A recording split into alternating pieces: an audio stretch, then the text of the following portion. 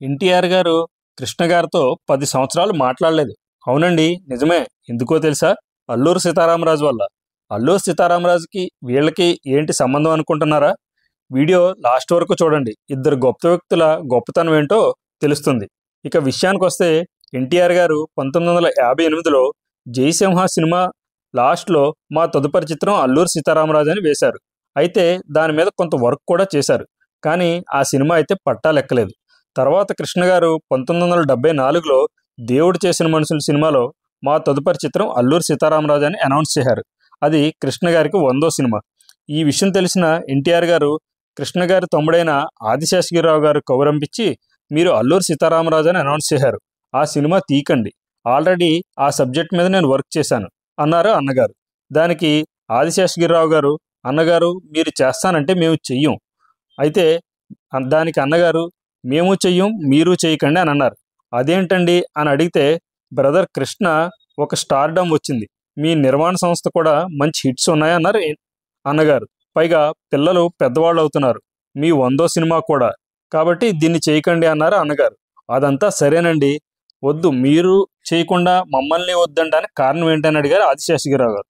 అన్నగారు అప్పుడు, అల్లూరి సీతారామరాజు ఒక సన్యాసి కదా, హీరోయిన్ ఉండదు, డ్యూయెట్స్ ఉండవు, పైగా హీరో చచ్చిపోతాడు, ఇన్ని మైనస్ పాయింట్లోనే సినిమా తీస్తే నష్టం చాలా ఎక్కువ శాతం ఉంటుంది, మీ గురించే చెప్తున్నాను అన్నారు అన్నగారు. అయితే దానికి ఆదిశేషగిరిరావు గారు ఏ మాట చెప్పకుండా అక్కడి నుంచి వెళ్ళిపోయారు.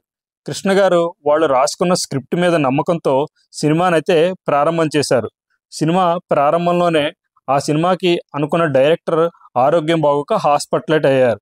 దాంతో ఆదిశేషగిరిరావు గారు కోరిక మీద కృష్ణ గారే దర్శకత్వ బాధ్యతలు చేపట్టారు. 30 రోజుల్లోనే సినిమా మొత్తం పూర్తి చేశారు. తెలుగు చలనచిత్ర చరిత్రలో మొదట సినిమాస్కోప్ సినిమాగా అల్లూరి సీతారామరాజు రిలీజ్ అయ్యి అఖండ విజయం సాధించింది. అయితే ఎన్టీఆర్ గారు వద్దన్న సినిమా తీశారన్న కోపంతో దేవుడు చేసిన మనుషులు 100 రోజుల ఫంక్షన్ కూడా ఎన్టీఆర్ గారు రాలేదు. అలా ఒక 10 సంవత్సరాలు కృష్ణ గారితో మాట్లాడలేదు. ఆ తర్వాత పరుచూరి బ్రదర్స్లో ఒకరైన పరుచూరి గోపాలకృష్ణ గారిని పిలిచి, బ్రదర్ మేము అల్లూరి సీతారామరాజు సినిమా తీయాలనుకుంటున్నాం, స్క్రిప్ట్ రెడీ చేయండి అన్నారు. గోపాలకృష్ణ గారు అలాగే అన్నగారు అని చెప్పి, కాకపోతే ఒకసారి మీరు కృష్ణ గారు నటించిన అల్లూరి సీతారామరాజుని చూడండి, అయినా కానీ మనం చేద్దాం అనుకుంటే నేను కథను రెడీ చేస్తానన్నారు గోపాలకృష్ణ గారు.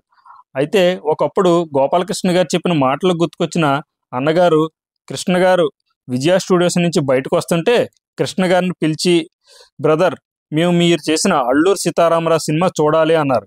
కృష్ణ గారు అప్పటి వరకు తనతో 10 సంవత్సరాలు మాట్లాడలేదనే ఏ భేషజం పెట్టుకోకుండా కృష్ణ గారు వెంటనే రీల్ తెప్పించి అక్కడే షో వేశారు. అది చూసిన అన్నగారు, చాలా బాగా చేశారు, ఇంకా మేము ఇందులో ఏమి చేయగలుగుతాం కొత్తగా, అంతా మీరే చేశారు, చాలా బాగుంది బ్రదర్ అని చెప్పి ఎన్టీఆర్ గారు కృష్ణ గారిని మెచ్చుకుని అక్కడి నుంచి వెళ్ళిపోయారు. అయితే దాంతో ఎన్టీఆర్ గారు అప్పుడు అల్లూరి సీతారామరాజు మీద ఉన్న మక్కువతో అప్పుడప్పుడు ఆయన చేసినటువంటి కొన్ని సినిమాల్లో అల్లూరి సీతారామరాజు పాత్ర వేయడం అయితే మానలేదు. ఇదండి కృష్ణ గారు ఎన్టీఆర్ గారు మాట్లాడుకోపోవడానికి అల్లూరి సీతారామరాజే కారణం. అయితే నా వీడియో మీకు నచ్చినట్లయితే ఒక లైక్ చేయండి, అలాగే నా ఛానల్ని సబ్స్క్రైబ్ చేసుకోకపోతే సబ్స్క్రైబ్ చేసుకోండి. ఇకపోతే మీరు కృష్ణ గారి ఫ్యాన్ అయితే సూపర్ స్టార్ అని, ఎన్టీఆర్ గారి ఫ్యాన్ అయితే ఎన్టీఆర్ అని కింద కామెంట్ సెక్షన్లో కమెంట్ చేయండి.